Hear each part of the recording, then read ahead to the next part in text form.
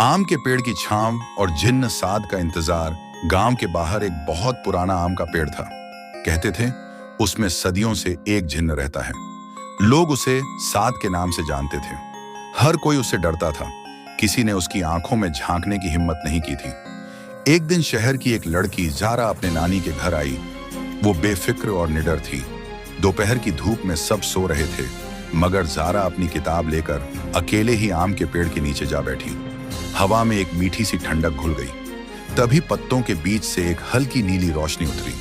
वो रोशनी धीरे धीरे एक इंसानी शक्ल में बदल गई। एक लंबा नीली आंखों वाला जिन्न साद। साद ने धीमी आवाज में कहा, तुम पहली हो जो मुझसे डरी नहीं। इतने बरसों बाद कोई आया है। ज़ारा की धड़कन तेज हो गई, मगर उसने खुद को संभाला। तुम इतने अकेले क्यों हो? उसने पूछा।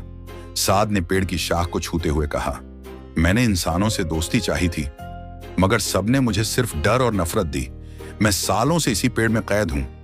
बस इंतजार करता हूं कि कोई मेरी तन्हाई समझे। ज़ारा की आंखें नम हो गईं। वो रोज उस पेड़ के नीचे आने लगी।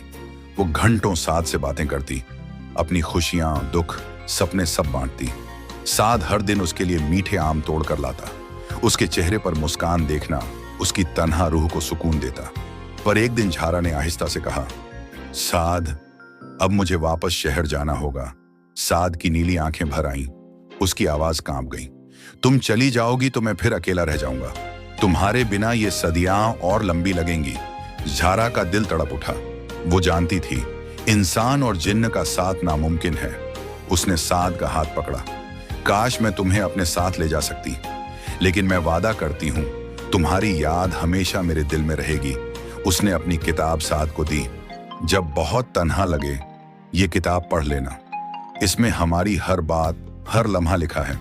साद ने किताब अपने सीने से लगा ली। तुम पहली इंसान हो जिसने मुझे समझा, मेरे दिल को दोस्ती दी। उस दिन के बाद आम का वो पेड़ और भी खामोश हो गया। मगर कहते हैं अगर कोई लड़की वहां बैठकर किताब पढ़े तो पत्तों के बीच से अब भी साद की नीली रोशनी उतरती है। उसकी तन्हाई में वो मीठी याद बनकर हमेशा चमकती रहती है।